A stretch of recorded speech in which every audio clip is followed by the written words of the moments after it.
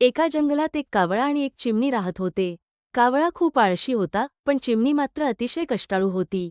एकदा चिमणी कावळ्याला म्हणाली, कावळा दादा, चला आपण शेतात काम करूया आणि धान्याची पेरणी करूया. म्हणजे पावसाळ्यात आपल्याला अन्नाची कमतरता भासणार नाही. पण आळशी कावळ्याने हसून टाळले आणि म्हणाला, तू चल ग चिमणे, मी येतो. गरम गरम पोळी खातो, विहिरीचं पाणी पितो. चिमणी एकटीच शेतात गेली. तिने दिवसभर खूप कष्ट केले, शेत नांगरले आणि दाणे पेरले. काही दिवसांत शेतात छान हिरवेगार धान्य डोलू लागले. चिमणीने आपले धान्य गोळा केले आणि आपल्या घरात सुरक्षित ठेवून दिले. लवकरच पावसाळा सुरू झाला. मुसळधार पाऊस पडू लागला. आळशी कावळ्याने काहीच काम केले नव्हते, त्यामुळे त्याच्याकडे खाण्यासाठी एक दाणाही नव्हता. तो भुकेने व्याकुळ झाला. शेवटी तो चिमणीच्या दारात गेला आणि म्हणाला, चिमणे, मला खूप भूक लागली आहे, मला थोडे धान्य दे ना.